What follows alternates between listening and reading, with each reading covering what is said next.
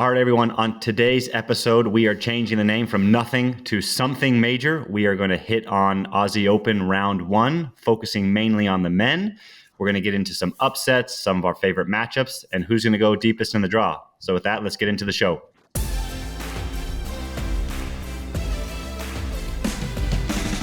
All right, everyone. Welcome back to Nothing Major. I've got Jack Sock, John Isner, Steve Johnson, Charlie Fox, the team at SIFT.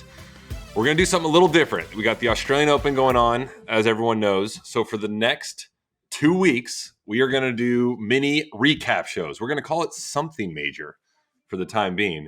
We're going to record on Tuesdays, Thursdays, Saturdays, basically after each round. So after the first round, we'll record second round, third round, and so on. We're going to give you our takes and what's going on. These episodes should be out for everyone, like on Tuesday, like Tuesday afternoon, Thursday afternoon, Saturday afternoon, and so on. So we're going to try to run through these and get them out, and it should be good. This is new for us, so give us some feedback, some comments. If you guys like what we're doing, have any ideas, we are open to it. Also, a good time to subscribe. You don't want to miss these episodes. They're going to be really good. You're going to want our takes on the Aussie Open. So first round of the Australian Open is done. I'm going to throw it over to Stevie. Of the top seeds, who looked the best to you? Yeah, I think out of all those guys, they kind of took care of business in the first round. There was a few upsets, but I think Sasha Zverev kind of is the biggest winner of the first round just because he got to play on Sunday.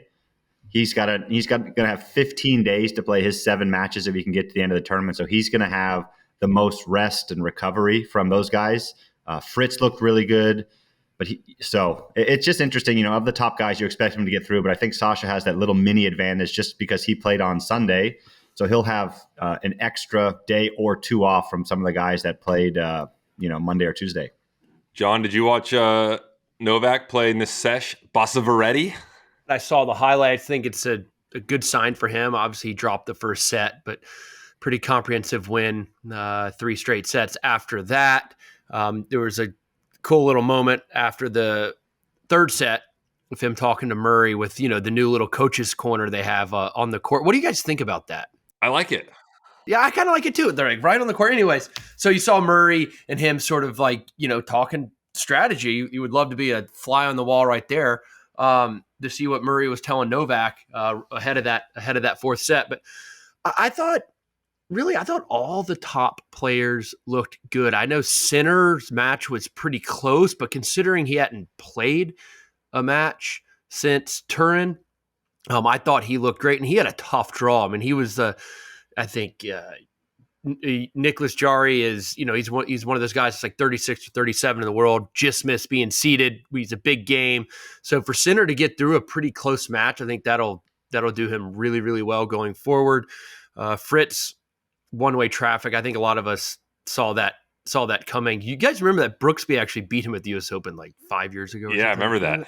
Yeah, but anyways, Jensen hadn't played any matches at all. Taylor's played a bazillion matches. So that, that's, I think all of us saw that coming. I thought all the top guys look good. Alcaraz, Sinner, it's shaping up in my mind for a lot of the top 8 guys to go very, very far. Yeah, there was no real crazy upsets. Jack, did you feel when you were like seated high at a slam, did you like Sinner played Jerry first round, was kind of pushed, right? 3 tough sets.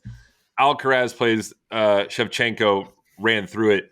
Did you sometimes like getting through a tough match, like first round of a slam, or did you like cruising? So I was going to say, can beating a Jerry give you a little confidence, beating a tough guy first round? Yeah, I mean, I think for sure, especially there. I mean, obviously if you are expecting to go deep in the tournament, you're probably not mad if you maybe have easier or more straightforward early rounds, kind of save the body, save the energy, the physical side of it. But also I feel like if you do get a tough early round, you get through it. Confidence probably pretty high. That day off practice, as we said, is always, it's going to feel unbelievable, and you're just going to kind of ride the momentum into the rest of the tournament. I would think both ways. I think those guys probably are happy to get on and off the court quick early and preserve some energy, but they also probably don't mind getting tested a little bit and kind of seeing where they're at the same time. An update from our snake draft, which we did last week. the leader right now is Steve Johnson. He's the only guy that had all three of his guys win. He had Alcaraz, Hurkacz, and his favorite player, Nishikori. Of all of our quote dark horses that we picked, Nishikori was the only one that won. My boy Zhang Zhizhen lost a brutal 5-setter to Rune. Jax van der Sloop lost to Demonauer. He did hit the shot of the tournament, though. I don't know if you saw his tweener. If you haven't seen it, YouTube it. It's the most unbelievable. Sonego hit a shot that cannot be topped. Yeah, against Wawrinka. I'm going to defend Jack, myself, and you, Sam. Our guys played seeds first round. I know. So what do you mean? Don't give me that look, Stevie. We talked about this. Luck of the draw, dude. It is luck of the draw. You're making excuses. It's the first little mini episode we're going to do, and you're already making excuses. I'm not making excuses. I'm just saying our guys got dealt a pretty tough hand. Nishikori was dealt a tough hand. Round 1 was down match points and just battled through. He didn't play Demonar in Australia. Yeah, exactly. Any other dark horses? And by dark horse, I'm talking about any player that's not seeded. Stevie, did anyone look good to you, a non-seed that you're like, all right, like this guy could maybe make a run to the quarters? Joao Fonseca.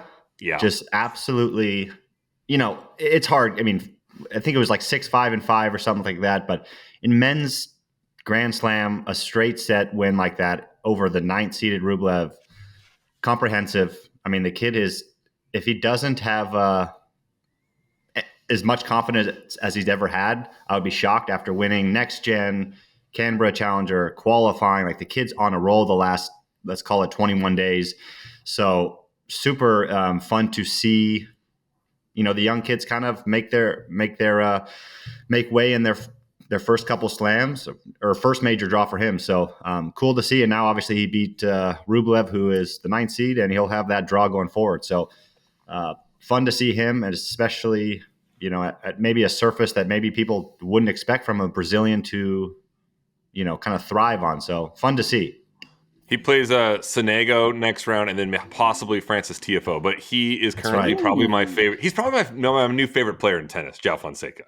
I love watching it. Like, he's awesome. Yeah, and a shout out to Federer and the On crew for getting on to him early.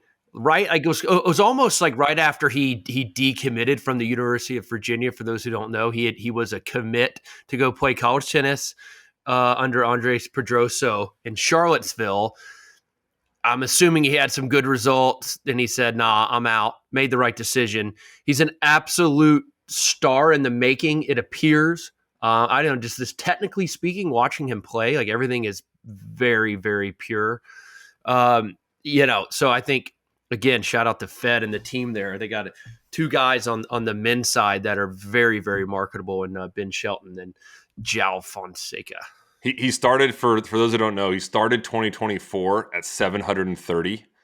He ended at top 150. What does Fonseca end this year, 2025? Stevie? Can we talk about John's hair, by the way, real quick? It's so on point today. It is on point. Yeah, it's a lot of gel in there. Yeah, heavy gel day. Yeah. Heavy gel day to keep it together. Stevie, give us a Fonseca year-end ranking 2025. Yeah, I think top 50 for sure. Just the beginning. So if he can, it just depends how he does in the big tournaments. I think he's going to be out of all the challengers for the rest of the year. So as we all know, making that jump to the ATP level consistently is always sometimes can be tricky. So we'll see how he does with some adversity. But the nice thing is, I'm guessing he will go after Australia back to kind of South America and play his home tournaments down there in South America. So should be some friendly confines for him to get a lot of even more match wins and confidence for this year. But I think for sure top 50 by the end of the year. I'm more bullish. I'm going top. I'm putting the over-under at 20. Like, I think he is that good. 20. John, same 20. Thing. He's seated at the U.S. Open. For sure seated at the U.S. Open. He's going to be seated at the U.S. Open. I think if Stevie hit the nail on the head twice on your initial comment, he has Rublev's drawing out. Now, it's not that easy. Sonego's a tough out. Francis, that could be a blockbuster one in the third round. But he's got a 500 in Rio de Janeiro that's always weak.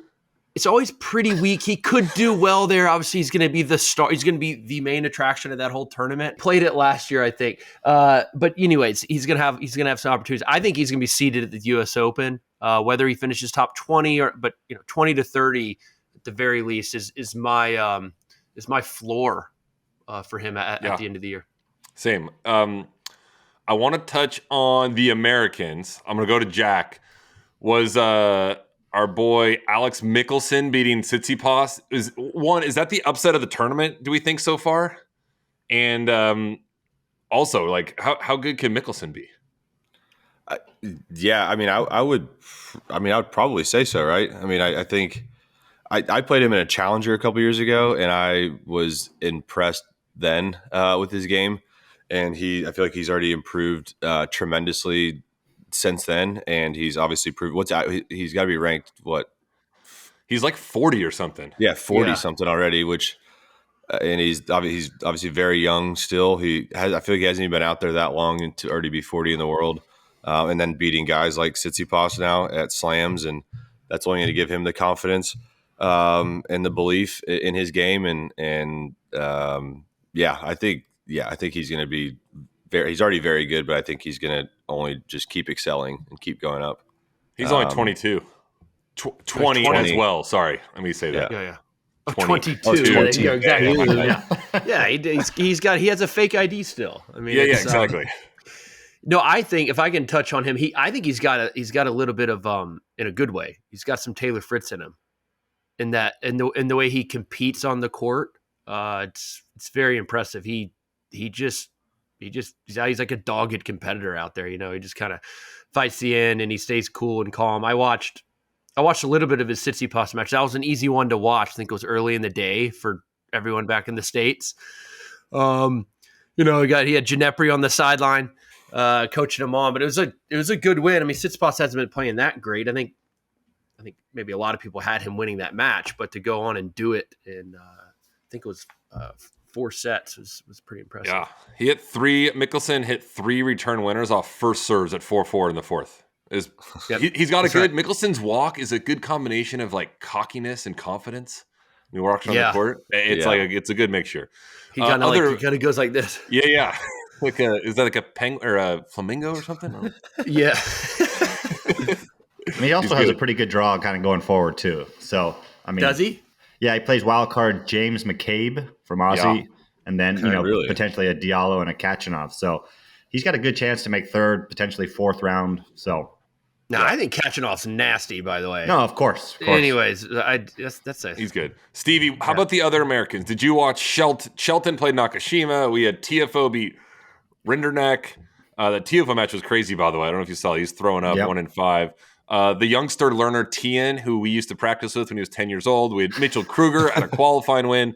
Out of those, we touched on Fritz. Fritz just absolutely crushed Brooksby. He just looks like he's going to cruise for a few rounds at least. What other American, Tiafoe, Shelton, Paul, some struggled, some didn't. They all got through. Who looks the best out of that next group? Yeah, I think Ben looks the best out of out of that group, just with his firepower down in Australia on those courts. Got through a tough Nakashima in straight sets. So, as much as you can win comprehensively in the early rounds for these guys that have aspirations to hoist a trophy is very important to just conserve energy. So, I mean, Ben looked the best, but I want to give a shout out to Dallas boy, Mitchell Kruger. I mean, the kid's been grinding for 10, 12, 14 years, it seems like. And he's just kind of coming into his own, winning I believe it's his 3rd Grand Slam match in the first round of Australia after qualifying. So, he's a kid that's been, we're close with him and, super good kid, awesome tennis player, and just kind of never cracked through. So it's finally cool to see him at 32 or 31 to kind of break through his some good results here, later in his career. Definitely. And he's got a winnable next match. He plays Moutet, I think. Yeah. So he could win that. Who beat Popperin. Yeah. I would have liked to see that Nakashima-Shelton match had Nakashima held to win the first there, up 1-0. Shelton wasn't playing his best. He had a lot of chances to win the first there, and at that you never know at that point. But I actually felt like Nakashima had a chance there. So he served for the first set? He served. Yeah, he was up 5-3. I think he almost had set. He might have had set points on Ben's serve. Okay. And then he goes 5-4. Ben actually hit a ridiculous on the run. Nakashima came in on a good ball, and he hit a on the run slap forehand at his feet and didn't win it, and then got broken and ends up losing in straights. But that's a good win for Shelton. Have you ever, Jack, going back to the Tiafoe match, I don't know if you guys saw it, he actually threw up on the court. They had to take like a 7-minute break to wipe up the throw up. Yeah, that picture, that still picture online is like kind of nasty. Have either of you guys, I'm going to go to Jack first. Have you guys ever thrown up in a match? Francis said if it wasn't a slam, he would have retired. Yeah. I actually familiar there in Melbourne at first round of the Aussie Open when I played a young Taylor Fritz. I had horrible food poisoning or something, and I didn't sleep like the entire night before I played him. Was like sweating through my sheets, or I guess I had some sort of sickness, throwing up a bunch. And then I went out. We played 5 sets, and I kind of like bluffed my way through it, feeling like ass, and then threw up on the court. I think a couple times. It's good effort from Francis. Let's visit the bot corner. Apeshi Perricard, Isner's boy, Isner 2.0. Tough loss to Gael Monfils in 5. I mean, a credit to Monfils. I mean, because like of all the players that are having major success in their late 30s, 10 years ago, I would have said no way Monfils could have made it past 35 years old. Yeah. You know, he's the oldest. About you guys. He's the oldest tournament winner ever. He won Auckland, yep. And just by virtue of how he plays, sliding all over the court, 15 feet behind the baseline, I think he's maybe benefited from the fact that he's missed a lot of time over the last 10 years, so he's saved his body a little bit that way.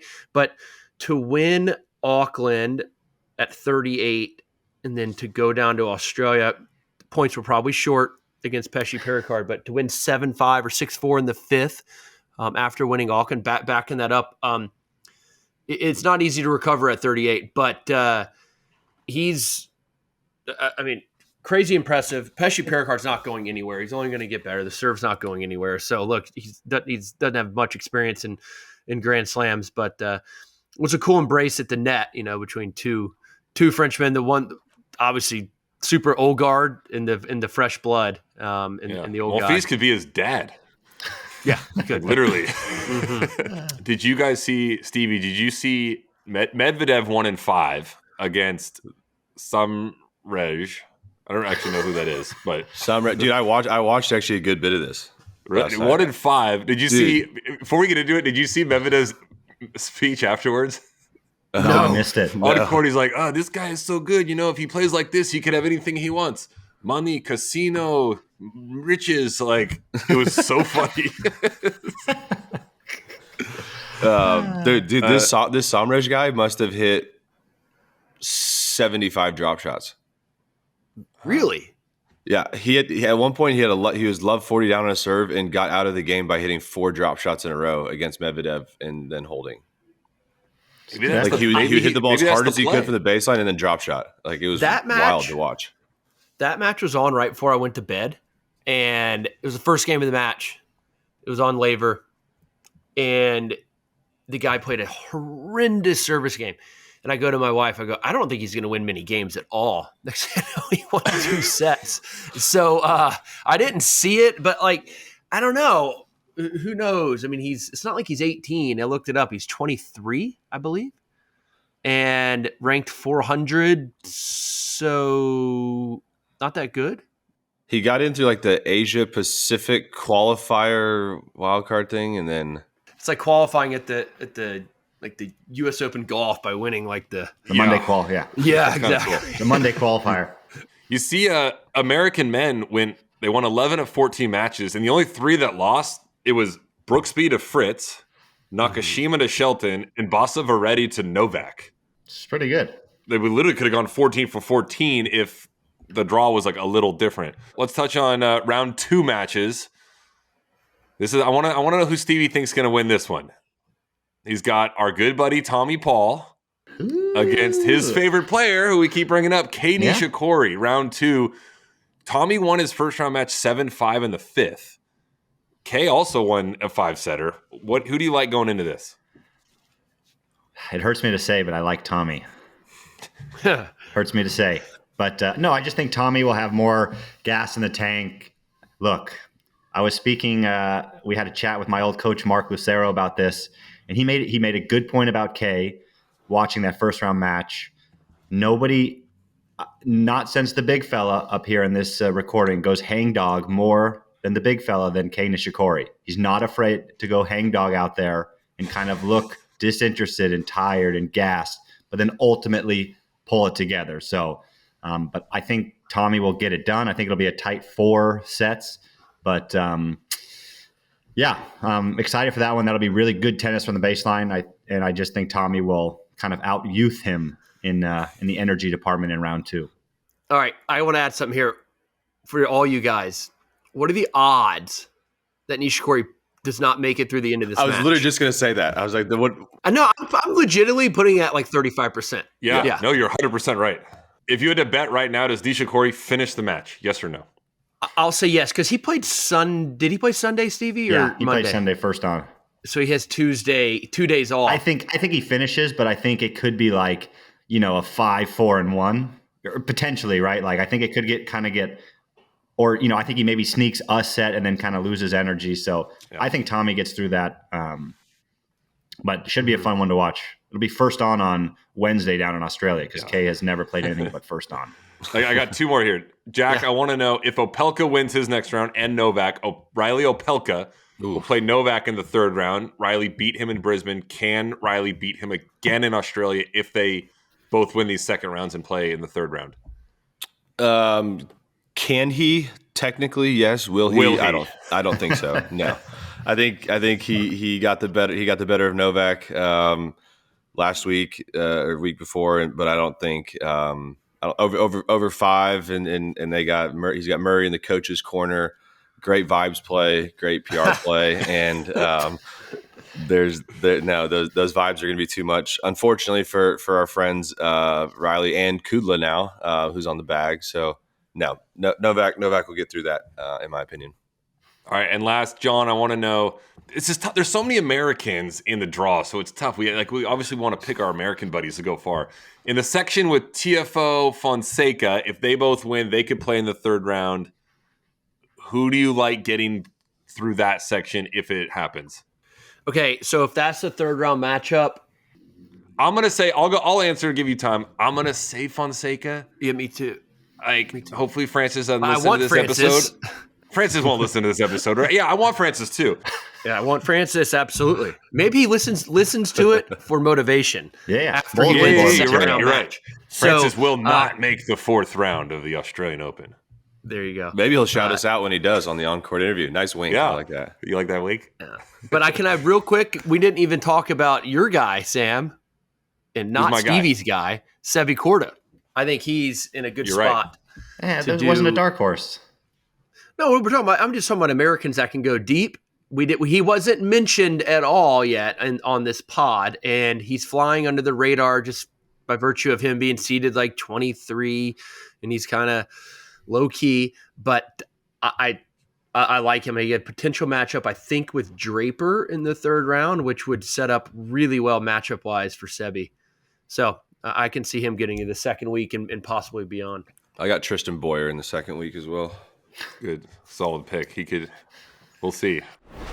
All right, well, that's a good recap. Everyone, subscribe, review. Let us know. Again, this is new for us. We're going to do it after every round. Update for our snake draft. Stevie's the only one with all 3 of his guys alive. Again, write in the comments. We're looking for punishments for whoever loses. What should we do? So give us ideas. Stevie is in the lead right now. We've got a tie for 2nd with Jack, John, and myself. We'll be back in 2 days to cover the 2nd round of the Australian Open. In the meantime, we've got trivia. I'm going to ask a question to you guys. You all get 1 guess. The question is, Joao Fonseca has become only the 2nd teenager since 1973 to defeat an ATP top 10 opponent in their maiden Grand Slam match. The other teenager to beat a top 10 player in their first ever Grand Slam match was in 2002 at Wimbledon, and they beat Federer. and it's a European, and they were good on grass. Oh gosh. 2002. A little bit of a short career, but it popped. The career popped. He had some good results. Okay. Someone give me a guess. Teenager. Okay. Tall. And I'll give you he's tall. He's like 6'5". No. Mario Andrich. Got it. Wow. Wow. Maybe I gave too many clues. Before you said the tall thing, I was on to that. I wasn't going to say him before the I could see initial. you were sniffing around like a bloodhound. I was. Mario His Andrich. first ever He's like slam match was against Roger at Wimby and took him out. Yeah. I feel like Jack and Stevie weren't even going to be anywhere near gosh. that. He's like a New York City like finance titan right now. Is he? Yeah. Yeah. He went to Columbia because he got sick and he couldn't play tennis anymore. Just routine Roger. 6'3", 7'6", 6'3". Serve and volley. Good effort. Good job, John. Good one, John. Wow. We finally got a amazing trivia right. I'm impressed. Yeah, that's the first trivia that anyone's gotten right in this game. After Helps 9 me a little clues. older probably to know that. I should have gotten no clues. Yeah, we needed I some more wasn't gonna get it. breadcrumbs. I wasn't gonna get it. Yeah, cute. Yeah, quick, Sam. You went crazy with the clues. You didn't Yeah, stop my once we bad. started. He's Croatian. Yeah, European, tall, 6'5". Used Yannick. First name is the name of a popular video game that. Some know him as Luigi's friend. Yeah, exactly. Wow. Good stuff.